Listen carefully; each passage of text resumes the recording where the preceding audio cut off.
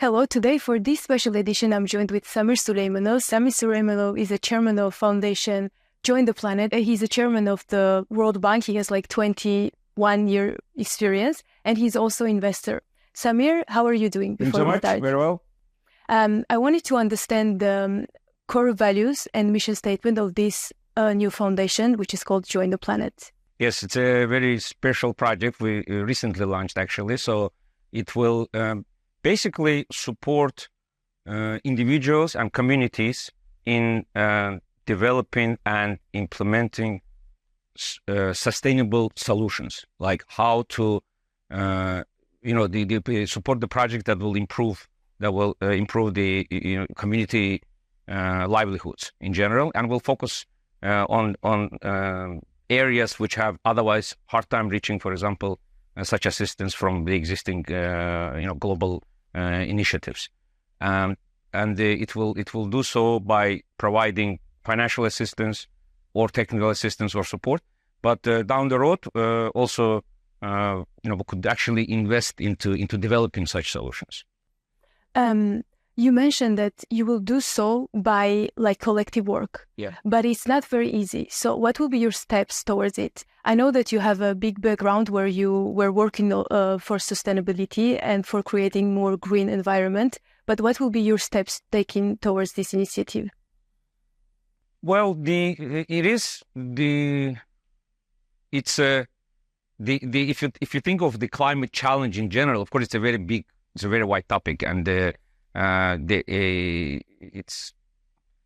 requires very complex solutions, and it requires basically everyone's contribution towards this solution. So there is no one way to go about this, but also on a very high level, with all the challenges, there is also opportunity to transition to a better, cleaner economy and more productive even economy, to find new ways of generating wealth and livelihood by using the technologies and so forth. So what we're seeing now is there are many of these solutions are actually like the technological innovation and making some of this stuff available. And what example I can give you, like let's say solar powered irrigation systems that can work in rural areas. So we try to identify such actions which are very practical. They can help someone on the ground who has otherwise hard time making ends meet, let's say, right? So to bring such solutions to these communities, which to put together initiatives that make sense, and they are practical and feasible and implementable. So of course this requires, as you said, bringing many partners together to do something like this. But we're building such coalition of partners, which actually we hope that will enable such action. It's very interesting that you mentioned technologies, because we are facing climate changing nowadays, and we are in the era of technology evolution. So how technology helps towards more sustainable world, and what can be done? Because you already mentioned one step, what could be applied. And also my second question will be, how people who want to join the planet, what will be the act that they need to do? How can they join the planet? Very interesting. No, great question. I think everyone should join the planet in a broader sense, not necessarily formally join an organization. But actually, that's one of the objectives of what we're trying to do, also enable such social and cultural change. Because at the end of the day, we need to do economic transition, technological transition, but also cultural and behavioral transition as well. If you look at some of the behavioral issues that also affect the pollution, for example, it has a lot to do with the people's attitude. So that's actually we'll probably get to that part of the conversation. That's one of the things we're also hoping to enable by using special, let's say, champions that will talk about it probably to affect such social change, right? So, but when it comes to technologies, I think that is actually a key to meet many of the challenges that we have now. And there are some things which were not available before. Of course, if you look at, let's say, simple example would be the, renewable power, like solar energy, which was very expensive when it started developing. It was very hard to do. It required a lot of public assistance. But now it can be done on, more or less as a good business. But that's something that people immediately imagine when you talk about technology and climate, but there is much more to it, right? There is a way to do agriculture that uses much less water. There are seeds which are much more resilient to drought.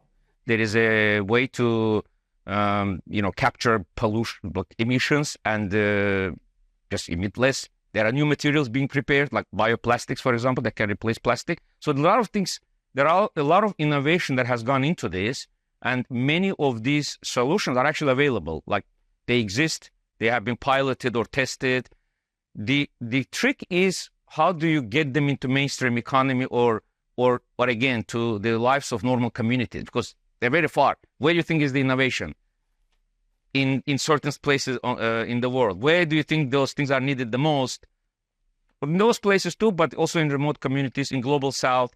That's the channel of transferring these technologies in a business format that can actually be used in a economic activity. That is I think the tough process that we're right now trying, like many people are trying to fix in a way. But otherwise, again, if you want to stay positive, these things, they're not just about solving climate or environment problem, which is, of course, an objective, but they're also just that can build a better economy for everyone, more inclusive, more sustainable. Think very simple. I always, every time, there is a lot of arguments about this. So every time I see people arguing about the science of this or not, if you just put that aside for a second, at the end of the day, we have constrained resources on Earth: water, metals, food, animal-based protein, let's say, sources. We just know there is only so much Earth can do. There has to be a solution to this, right? Otherwise, the development is not sustainable. We have to continue progress. We cannot stop human progress.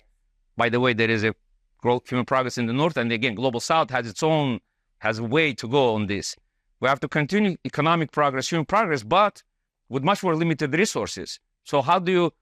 And again, I'm actually very optimistic about it, because when I'll deal with this climate tech a lot, let's say, you can see that there are many things can be solved actually, and on the other side of the journey, it would actually make economy more productive, and more people would be part of the market economy, let's say, we pick an example, protein deficiency, for example, right? There are I don't know how many, almost billion people who have protein deficiency, children. Yeah. So you solve this type of issues. It's good for environment, but it's just a better economy to have. Yeah, and it's a better world. Yeah, better world at the end of the day. Delivers for everyone.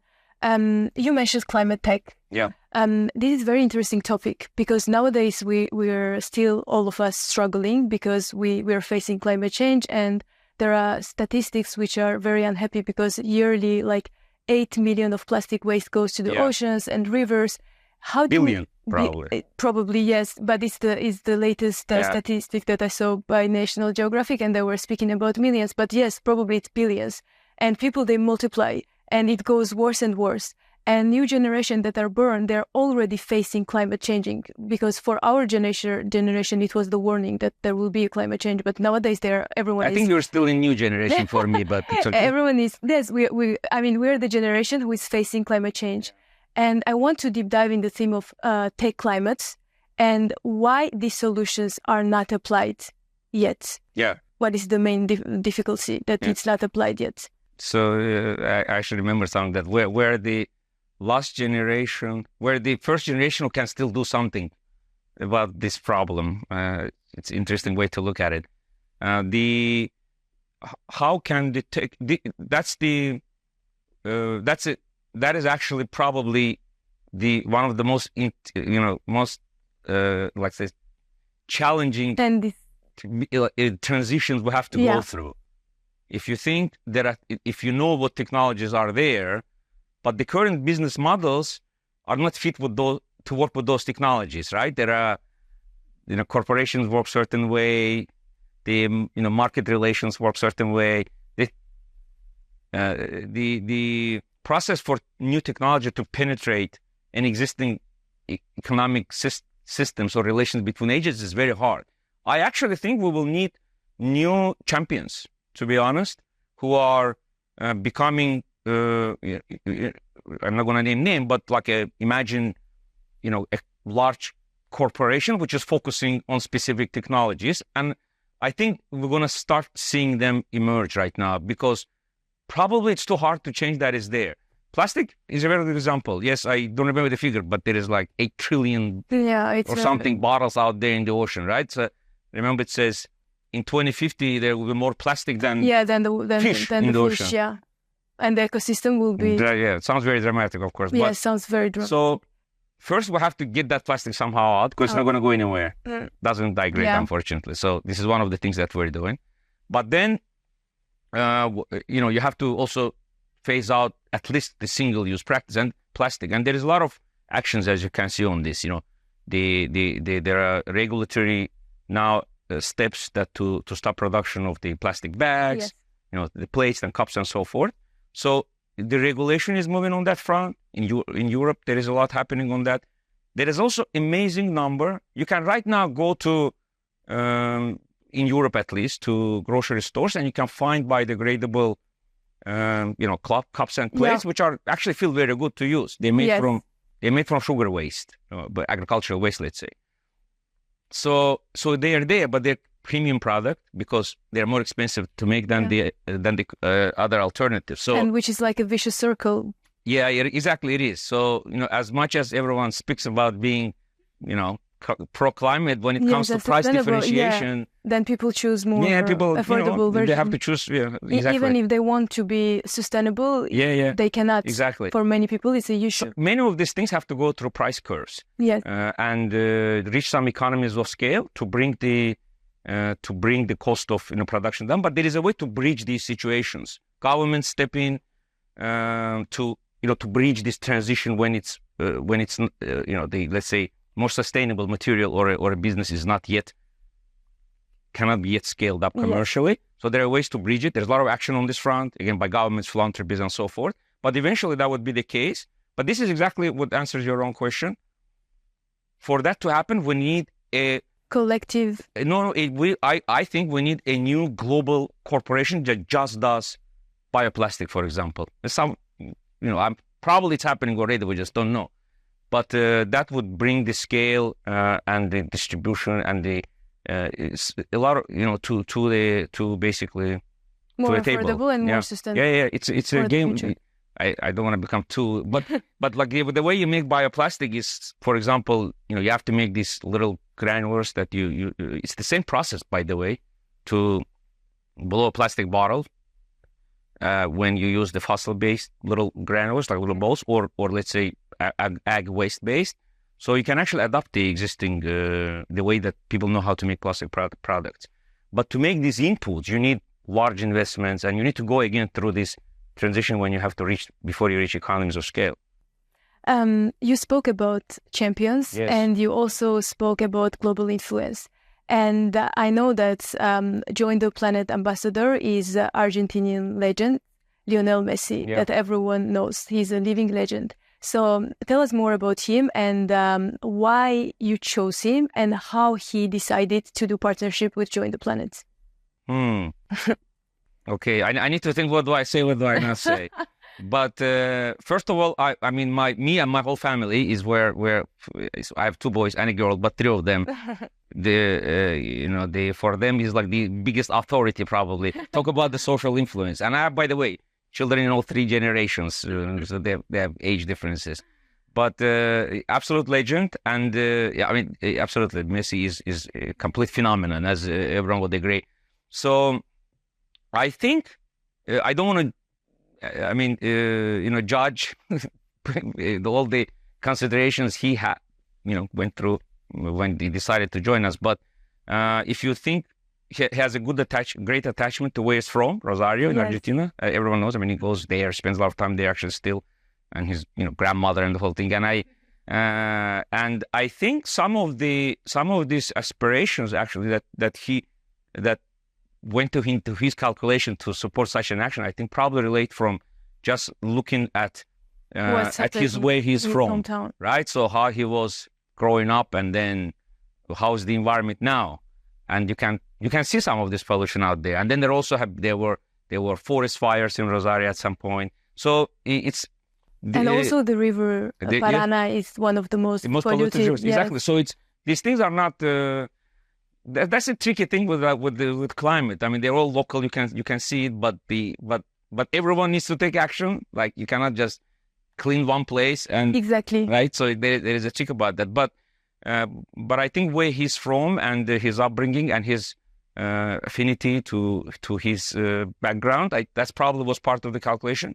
Our Joint Planet Foundation does a lot of things in that region, where our first project is in fact in Rosario. So, and I couldn't, the day I realized that someone like Messi, agreed to support our initiative, that was humongous news because, I mean, when he decides to associate himself with this cause, it is enormous power of influence and aspiration. And again, the scale of transition like the world has to go through requires this type of champions, figures, exactly, to lead the process. So yeah, that's how much I can say, I guess. Yeah. And I know that because we spoke a lot about technologies, about sustainability, and if we think about fusion of all of this, I know that you launch a product which is created by the waste from the oceans. And it's the Messis clit, his left foot clit. You want to speak about it? Yeah. That's the first product we're putting out. So you will see a video, I guess. The viewers will also see the video where he's actually taking part in the design and coloring of the clit. Yes, that's and that's his basically, starting contribution to our initiative. So this plastic, in fact, is collected from where he's from. The material that we used, it's recycled, and we have the whole tracking system and all the required attributes for such a public action. And then it's recycled. Then this is made as a memorabilia, as a souvenir, basically. And so that is now becoming available for people to get, and big part of the proceeds from that. By the way, the process of making those is actually a great public, or actually, let's say, very impactful way of doing business in general, because the way the waste is collected is by local communities. The communities who take part in this process, they actually double their incomes by doing it. So there you go again, you find smart solution to a problem, which is also sustainable. It's a local issue, local people fix it, but they also for them it's a work, and they do something very good. Yeah. So, and then when we have it, and then it goes to sales, then the big part of the profits, revenues from that will come actually to the foundation, to our foundation, from which we'll take further environmental action. Let's say by supporting again special projects, in communities, and maybe support promising entrepreneurs. We also need a lot of entrepreneurship in this process. It's all actions and solutions, I strongly believe, they have to have strong business sense. Yeah. They have to be, for anything to be sustainable, it just, right? It has, I'm not even talking about environmental sustainability now, it's like play of words, but sustainable as an action has to be able to support itself. So it's not a one-time stop and go. Exactly. We spoke about public figures and champions and their undoubtable influence on the world, which could be used in a good, because they bring awareness to new generations and people who look up to them. I wanted to understand who will be your next ambassadors, if you intend to do so, and what are Join the Planet's next steps? Next steps is, in fact, that we're working on some other, well, there are many next steps. First of all, we have to finish this step. So then we're reviewing now the first actions we will support as foundation. Because there are two parallel processes, right? The underlying activity and then what the foundation does. We can speak about both of them. Yeah, and because then they're interesting. The show is one manifestation of the idea, right? This is where we start, because it's like a very signatory thing that we wanted to do with Leo.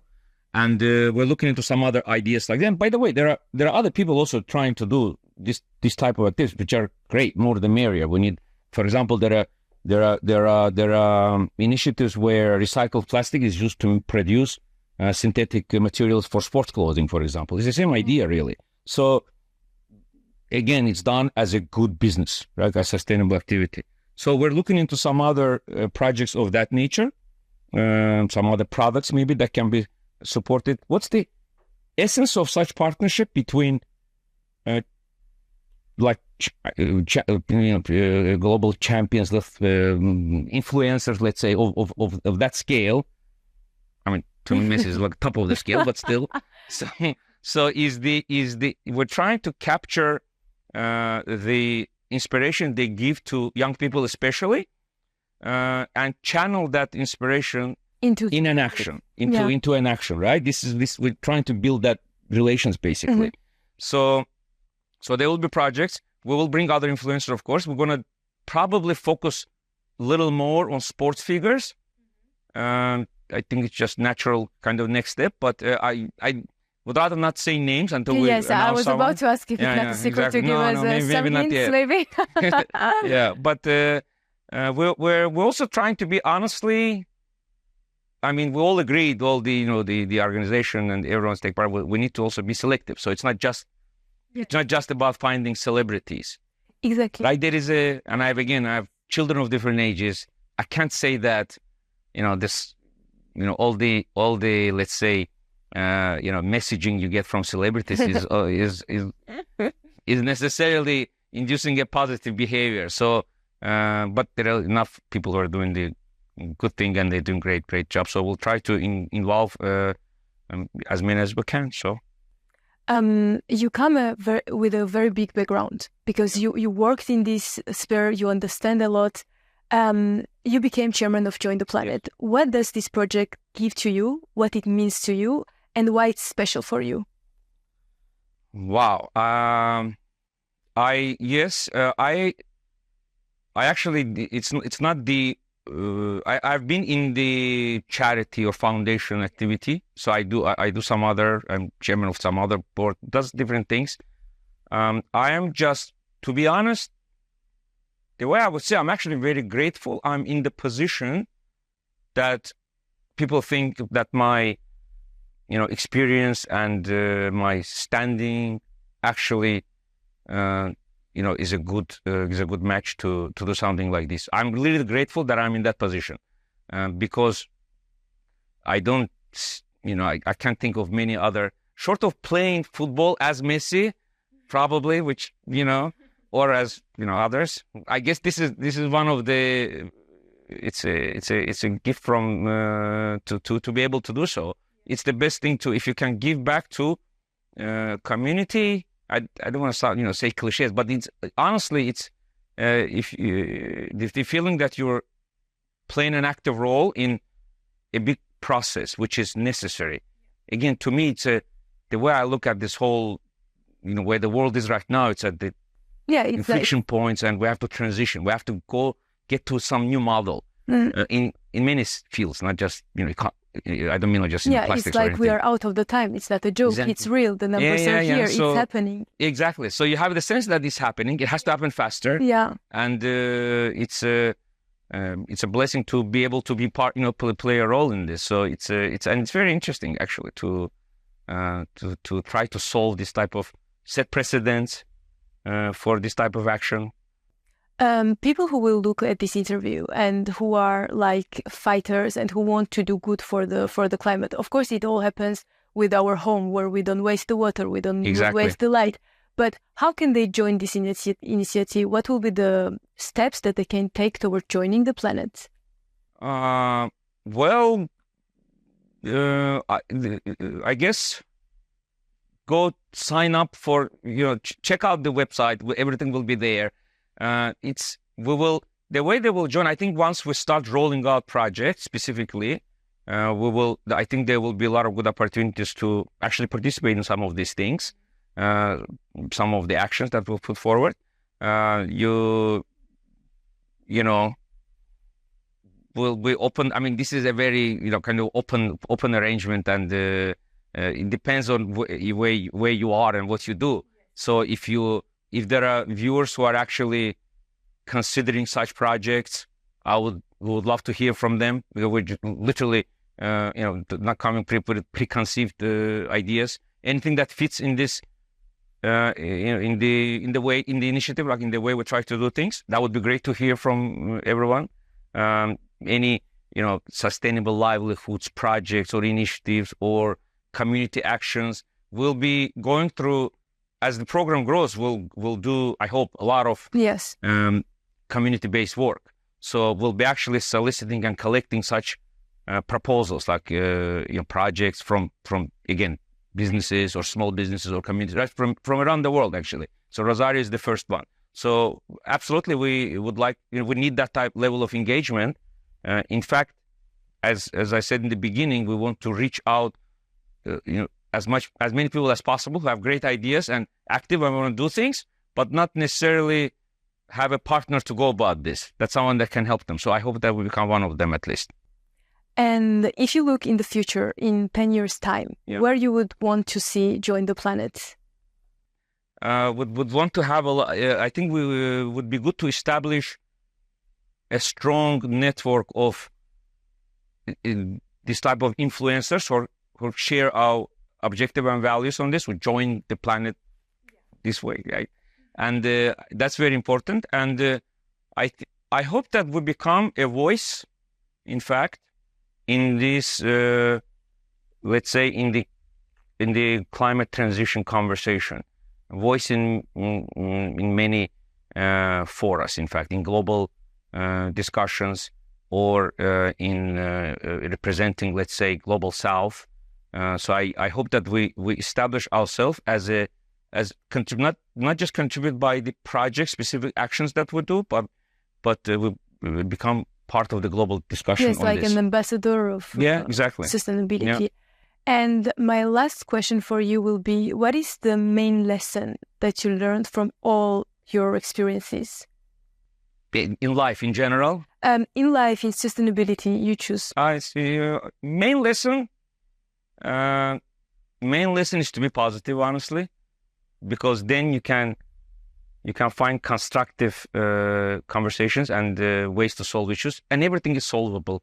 Yeah, this is very positive. That is my main lesson. Everything is solvable, and if you choose to focus on solutions and if you see challenges as puzzles, not as daunting, right, overwhelming, and then you can't even take any step. Honestly, that's probably my best lesson. Just stay focus on see solution in things. Everything is solvable. Just look at challenges as puzzles. Thank you very much for your time, and I wish you best of luck